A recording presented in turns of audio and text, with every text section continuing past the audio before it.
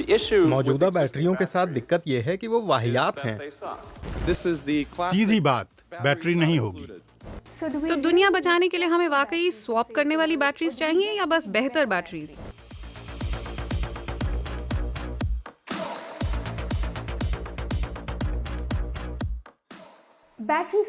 Electric गाड़ियों के मामले में बैटरी स्वैपिंग यानी बैटरियों की अदला बदली की खूब चर्चा हो रही है, लेकिन यह है क्या और अच्छा है या बुरा? आइए जानते हैं व्हाट्सएप में। हम रोजमर्रा की चीजों में तो बैटरीज बदलते ही हैं, घड़ियों से लेकर टॉर्च और कैमरे तक। तो कैसा हो अगर गाड़ियों में भी बदली जा सकने वाली बैटरियां इस्तेमाल हों? कार बनाने वाली ढेर सारी कंपनियां इस बारे में सोच रही हैं, जैसे चीन और नॉर्वे में नियो, कैलिफोर्निया में एम्पल, जर्मनी में ACM, भारत में सन मोबिलिटी, थाईलैंड में गोगोरो और भी कई हैं। कई देश ये भी सोच रहे हैं कि बैटरी स्वैपिंग की सुविधा मिलने से लोग इलेक्ट्रिक गाड़ियां जल्दी अपना लेंगे। अब भारत को ही लीजिए। इस साल फरवरी में वित्त मंत्री निर्मला सीतारमण ने बजट जारी करते हुए कहा कि बैटरी स्वैपिंग ही भविष्य है और भारत सरकार बैटरियों के मानक तय करेगी। यानी एक ही साइज की ऐसी बैटरियां बनाई जाएंगी जो तमाम तरह के स्कूटरों और गाड़ियों में लग जाएंगी। भारत में बाउंस इन्फिनिटी बैटरी स्वैपिंग वाले E1 स्कूटर बनाती है। वहीं हीरो मोटोकॉर्प ने गोगोरो के बैटरी स्वैपिंग नेटवर्क के साथ हाथ मिलाया है। हीरो इलेक्ट्रिक ने सन मोबिलिटी से साझेदारी की है। यानी बैटरी स्वैपिंग का बाजार गुलजार होने वाला है।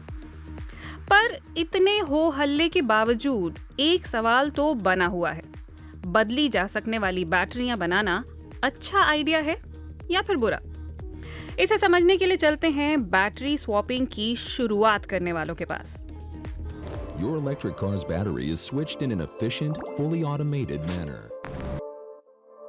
2007 में इजरायली कंपनी बेटर प्लेस ने सोचा कि बैटरी स्वैपिंग बढ़िया आइडिया है। इसके संस्थापक शाय अगासी ने बड़ा लक्ष्य तय किया कि दुनिया में जीवाश्म ईंधन का इस्तेमाल घटाना है। उन्होंने तमाम लोगों को मना भी लिया कि बैटरियां बदलना ही इसका सही तरीका है।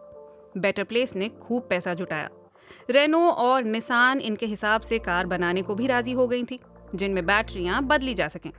उन्होंने बैटरी को इलेक्ट्रिक कार से अलग कर दिया। अगासी ने तब कहा था, एक तरह से देखें तो मामला सीधा है, इसमें बैटरी नहीं होगी। तो बेटर प्लेस ग्राहकों को सस्ती गाड़ियां मुहैया कराने में कामयाब रही। इससे चार्जिंग में लगने वाला उबाऊ समय भी खत्म हो गया, क्योंकि बैटरी बदलने में बस 5 मिनट का वक्त लगता था। तो इस हिसाब से बेटर प्लेस ने बैटरी बदलने का सिस्टम शुरू किया। लेकिन 2013 में उनकी ही बैटरी ठंडी पड़ गई। यूं तो इजराइल भर में बैटरी बदलने वाले स्टेशनों का नेटवर्क था, लेकिन भट्टा बैठने से पहले बेटर प्लेस ज्यादा कारें बेच नहीं पाई। इस नाकामी की कई वजह गिनाई गईं। 2008 की मंदी भी वजह थी। साथ ही चार्जिंग स्टेशन और बैटरी स्वैपिंग की बात तो छोड़ ही दीजिए। कार बनाने वाली कई कंपनियां उस समय इलेक्ट्रिक गाड़ियों के लिए ही तैयार नहीं थी। तो बैटरी स्वैपिंग बढ़िया है या खराब? अब 2013 में इन जनाब को तो लगता था कि ये बढ़िया आइडिया है। जब बेटर प्लेस दिवालिया होने का फॉर्म भर रही थी, तब मस्क ने टेस्ला मॉडल S में बैटरी स्वैपिंग की अपनी झांकी दिखाई। लेकिन 2016 में टेस्ला ने भी बैटरी स्वैपिंग का पल्ला छोड़कर अपने सुपर चार्जर नेटवर्क को आगे कर दिया। साथ में मस्क ने बैटरियों के बारे में बहुत कुछ कहा भी था।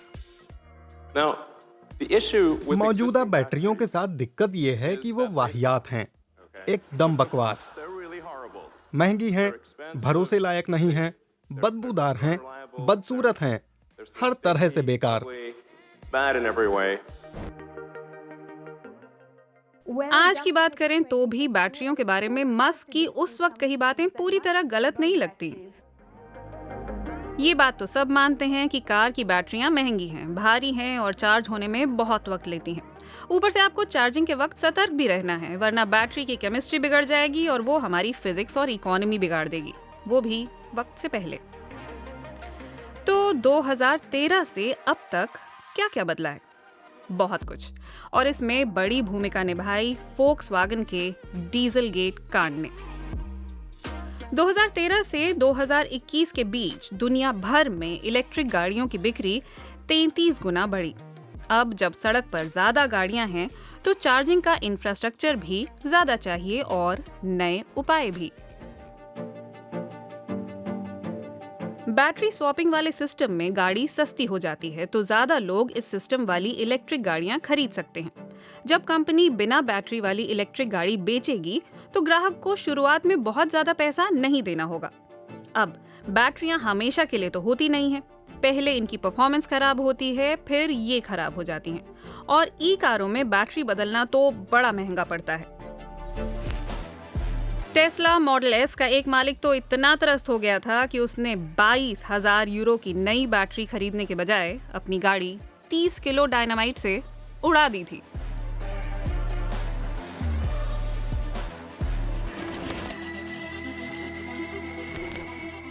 बैटरी स्वैपिंग के फायदे हैं तो नुकसान भी हैं। स्वैपिंग स्टेशन में बैटरी किस हालत में मिलेगी, इस पर ई कार चलाने वाले का तो कोई इख्तियार नहीं है। उन्हें तो अगली अदला बदली तक उसी बैटरी से काम चलाना होगा और जब तक बैटरी के मानक तय नहीं हो जाते तब तक आपको अपनी गाड़ी बनाने वाले की बैटरी से ही चिपके रहना होगा, यानी विकल्प कम होंगे। और जहां तक कारों की बात है तो अदला बदली वाली बैटरियों को आप घर में चार्ज भी नहीं कर सकते। फिर एक मसला और है, स्वैपिंग सिस्टम में और ज्यादा बैटरियां चाहिए। जितनी गाड़ियां होंगी उससे ज्यादा ही बैटरियां चाहिए होंगी, यानी और पैसा लगेगा। और ये पैसा आएगा कहां से? ग्राहक की जेब से, सब्सक्रिप्शन प्लान के नाम पर। यानी अंत में आपकी जेब से उससे ज्यादा ही पैसा निकल जाएगा जितना ई कार खरीदने में देना पड़ा था। कुछ कंपनियां कह रही हैं कि स्वैपिंग वाली बैटरियों में लिथियम कम लगता है, लेकिन बैटरियां तो ज्यादा बनानी पड़ेंगी, ऐसे में खनिज भी ज्यादा लगेंगे, यानी ज्यादा खनन, फिर ज्यादा शिपिंग और ज्यादा प्रदूषण। जहां तक कारों में बैटरियां बदलने की बात है तो चार्जिंग स्टेशन को ऑटोमेटिक बनाना और ज्यादा खर्चे वाला प्रोसेस होगा।